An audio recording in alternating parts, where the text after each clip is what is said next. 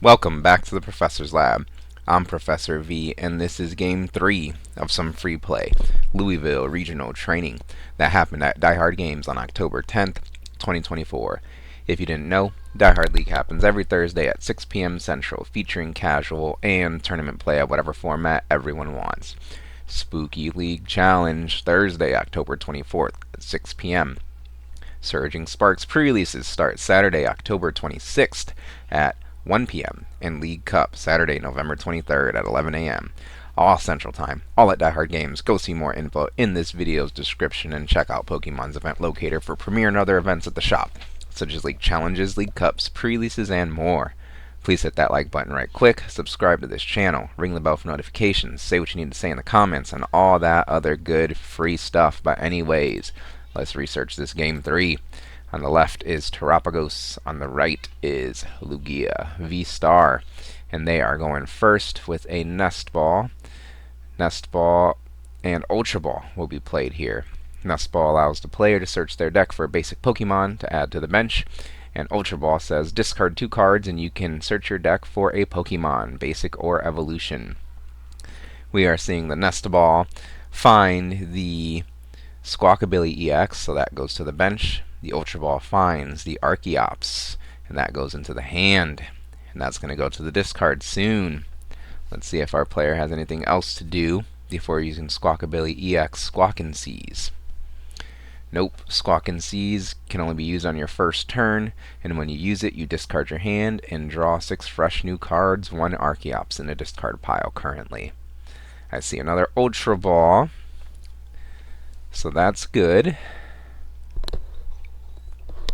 Mist Energy gets attached to the active Lugia V, and play is passed over to our Terapagos player, with Pidgey in the active spot, and a Nest Ball of their own to search the deck for that Fan Rotom, of course, but not before searching the entire deck to take a look at what's in there, at what is prized, and therefore what the player has access to. It is a given, it's a known thing that the players will take a bit longer on their first deck search to determine what's prized and see what's in the deck, as that Nest Ball does bring that Fan Rotom onto the bench. Fan Rotom, of course, has the Fan Call ability. Once during your first turn, search your deck for up to 3 colorless Pokemon with 100 HP or less to put into your hand. This is Hoopa. This is like Hoopa EX, I just realized, as the Fan Rotom Fan Call finds double Hoot Hoot and a Noctowl this time. The Pidgey is already in play. We'd probably like to get that Pidgey moved to the bench if possible this turn, but we'll see if our player is able to do so. Of course, our players are free playing here, so they're going to take their time, as they should, and just enjoy the game, play optimally, and have a good time, as the player is finishing up this Fan Call search. Double Hoot Hoot Noctowl, remember, added to the hand there off of that ability. Next is another Nest Ball. This most likely will find...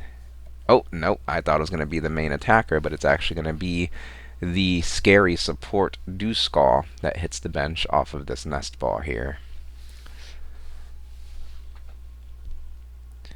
That evolves into 2 Pokemon that when they knock themselves out, they place damage counters on the opponent's side of the field, so definitely a spooky thing to see. As this second Nest Ball is resolved here, 1 Hoot Hoot, 2 Hoot Hoot are added to the bench. Looks like that's about it. Double Noctowl in hand for next turn. Rescue Stretcher, Ultra Ball.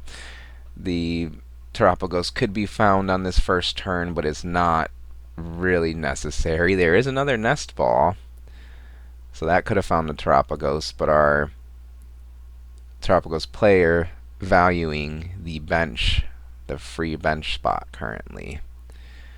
I guess, as the Lugia player starts their turn by placing down that Messagoza Stadium card that allows the player on their turn, either player on their turn, to flip a coin, and if heads, search your deck for a Pokemon. The die was rolled and even was the result, so even means heads here in the Pokemon trading card game, so our player is looking for a Pokemon to add to their hand off of this Messagoza Stadium, and it appears to be the Lugia V-Star. There is one Archeops in the discard pile, so I assume there's a way to get another Archeops in the discard pile. There was an Ultra Ball in hand. As Lugia V-Star evolves into active, Jet Energy is manually attached to it.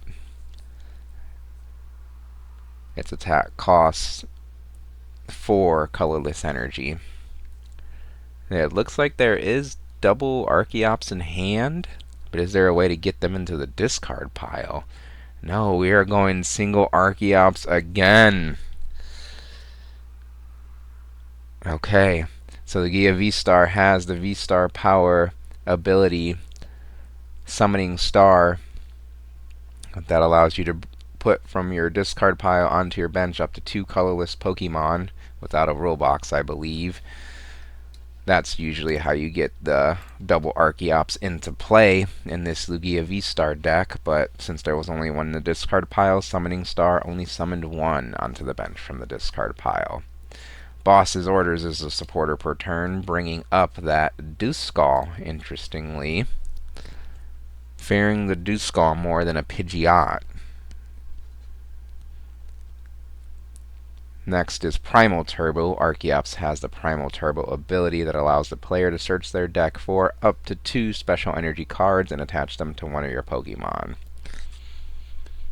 Yes, that's why Lugia is so scary, because normally you have 2 Archeops in play and you could do 2 Primal Turbos every turn. Either way, Primal Turbo accelerates a gift energy and another mist energy onto the active Lugia to power it up. It uses its Tempest Dive attack, 220 damage, knock out the Duskull, and also discard the Stadium in play to not let the opponent have access to that Messagoza flip. The opponent starts their turn. They promote Pidgey and play a Nest Ball. Nest Ball finds a Terapagos EX. It joins the party on the bench here. We got the Stellar Terra Pokemon in play now. Things like the the Area Zero and the Noctowl Jewel Seeker are online. Ultra Ball is being played now, discarding an Ultra Ball and a Rescue Stretcher in order to search the deck for a Pokemon. And that Pokemon is going to be that Pheasantipede EX with the Flip the Script ability.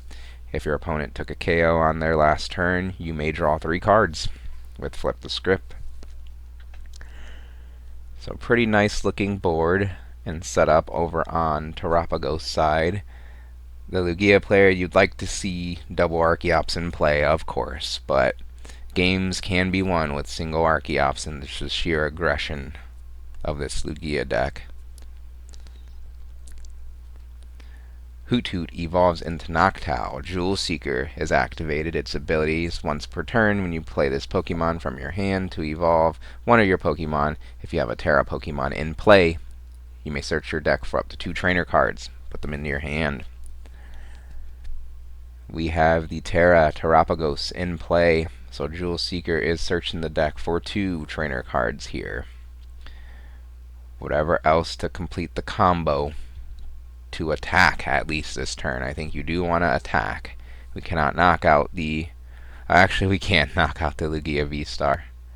Nope, never mind. That Duskull was knocked out the last turn. So no damage modification, significant damage modification here, as a Switch and a Energy Lotto are pulled out of the deck.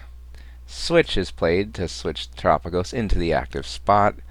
Counter Catcher, since the opponent has fewer prize cards remaining, brings up the Archeops into the active spot. Oh no, even better than one-shotting the Lugia.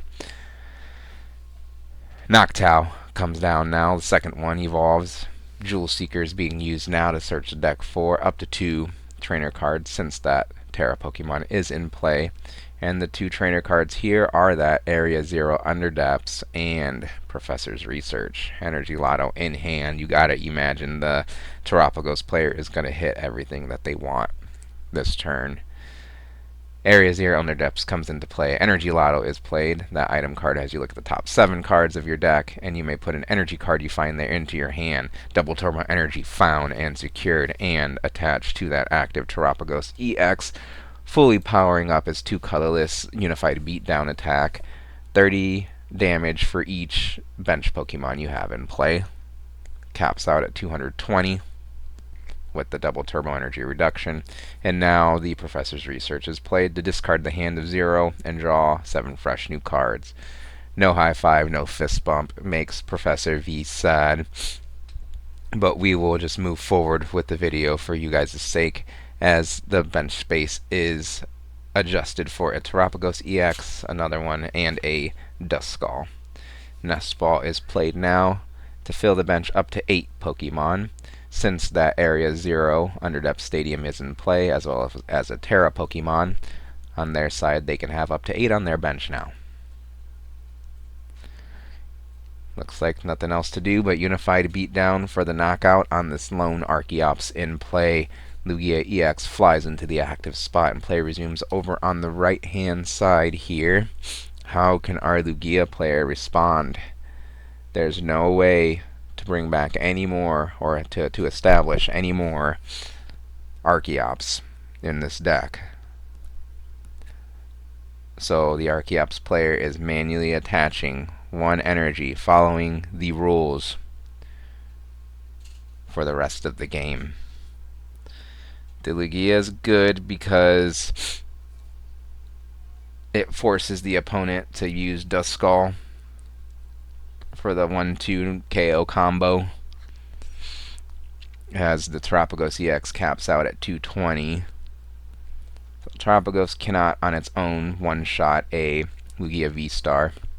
So Lugia V-Star Boss's Orders brings up the Pheasantipede EX. Either the Duskull or Pheasantipede may have been what I would have gone for myself, so we'll see how this ends up for the player, as they're going to choose the prize race route, knocking out the Pheasantipede EX. They should discard the Stadium here as well. We'll see if they catch that. Lugia V-Stars attack does 220 damage, and you may discard the Stadium in play. It looks like there might be a bit of an oversight on the Lugia player's side. I'll go ahead and pause and do some research here in the Professor's lab today and look at that Lugia V-Star to confirm.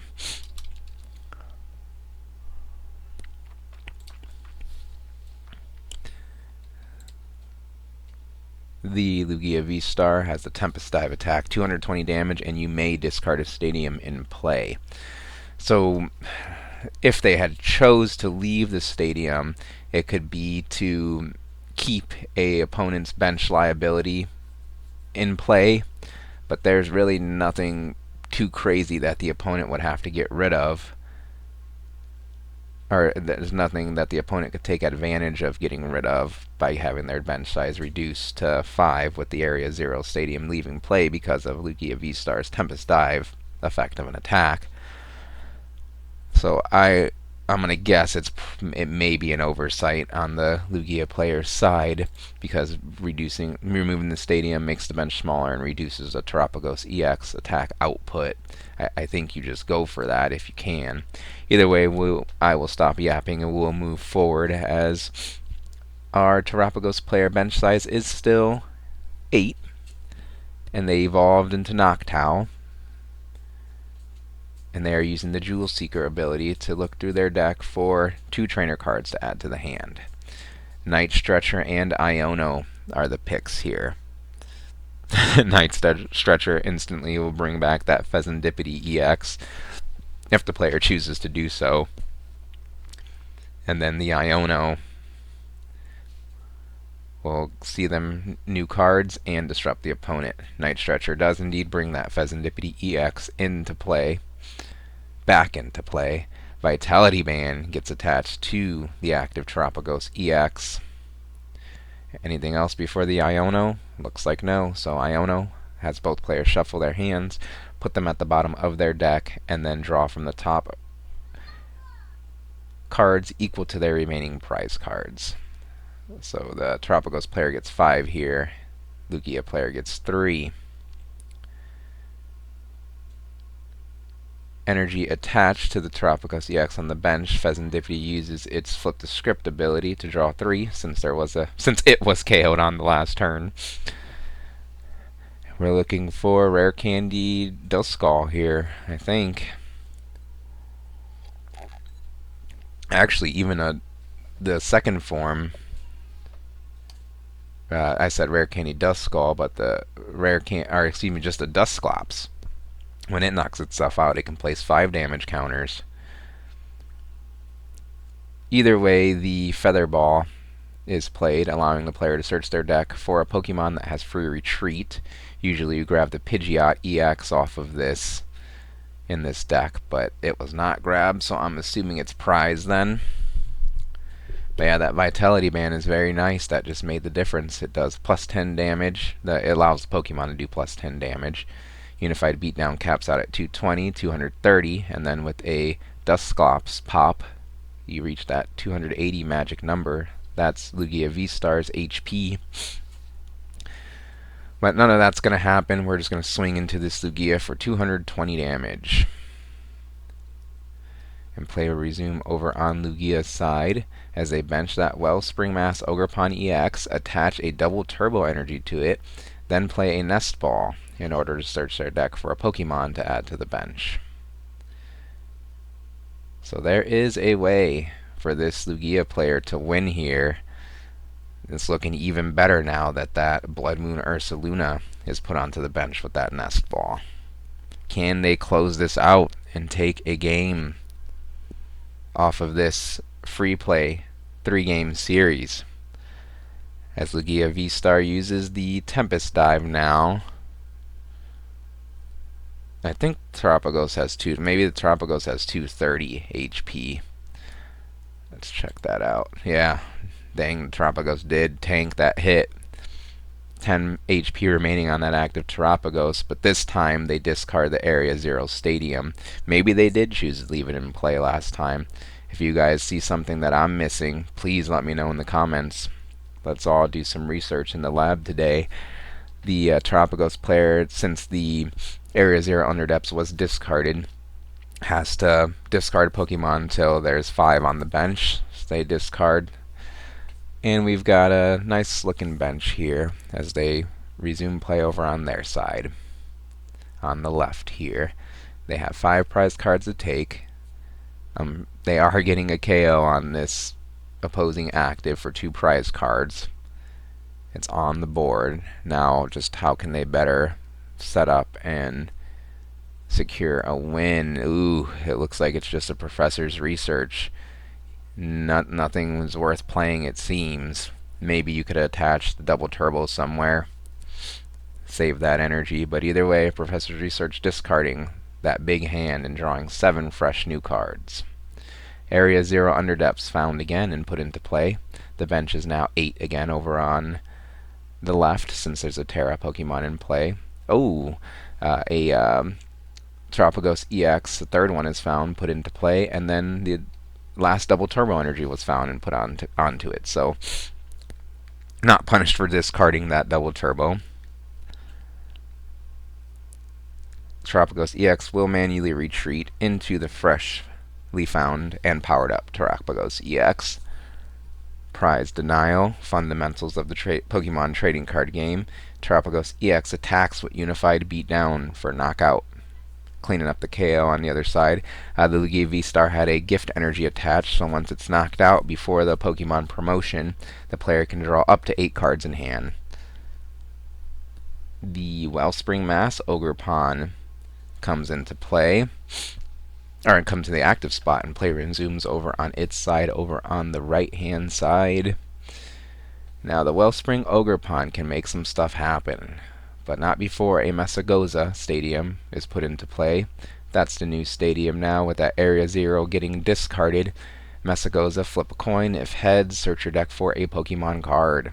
Heads was flipped so that Luminion can be found and put into the hand. Then I assume we're going to instantly play that Luminion. Luminion has a Luminous Sign ability. When you play it from your hand onto the bench, you could search your deck for a supporter card. The supporter is going to be Professor's Research. That gets added to the hand. Let's see if we want to play any more cards before playing that Professor's Research here.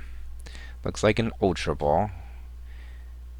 Discard discard 2 cards from hand. Search your deck for a Pokemon. We're finding a Lightning Energy and a Raikou. Okay. Did they play a Earthen Vessel or something? Or are they just getting a little ahead of themselves? Let's see. We got the research. We'll go back in time in the professor's lab today to better research what happened here. Yeah, it looks like just the Ultra Ball.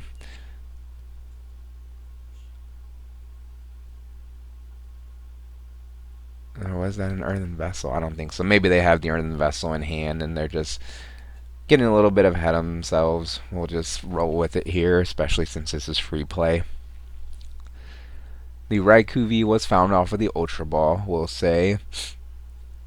The Lightning Energy. Yeah, I don't see any way they could have grabbed. There we go. They have the Earthen Vessel in hand. Earthen Vessel discards a card in order to search the deck for up to 2 basic energy cards. It's really just there to... The Vessel is just there to get the Archeops in the discard pile, as well as find that Lightning Energy. So Earthen Vessel discards a card, finds a Lightning Energy. Raikou V joins the party on the bench. There's no way to get the Raikou V going in one turn. And they're saving the energy attachment. I guess they're looking for that legacy energy as the research is played, discarding the hand and drawing 7 fresh new cards. Let's see if that legacy energy could be found to attack with the active Wellspring Mass. I don't see any pink in that hand. I do on the left-hand side, I think, but no legacy energy was found here over on Lugia's side. Very close game we ended up having here. Let's see what our Lugia player could do to put themselves in the leading position. 3 prize cards to 3 prize cards on board right now.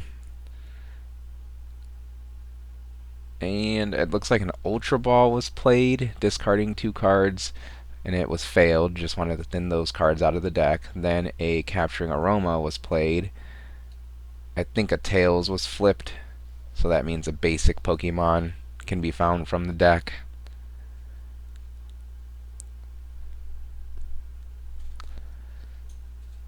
We didn't see what the basic was, but I'm sure we will here shortly.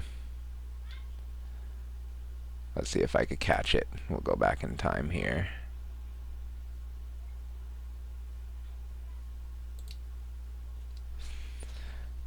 Alright, so we did indeed flip Tails. And our player's looking for a basic Pokemon. Looks like it was maybe the Archeops.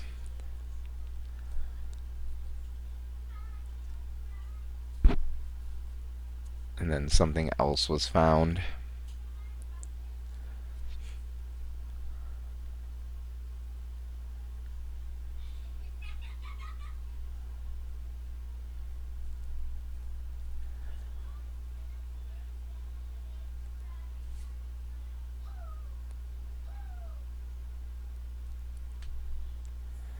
Gift energy was put onto the active Wellspring Mask.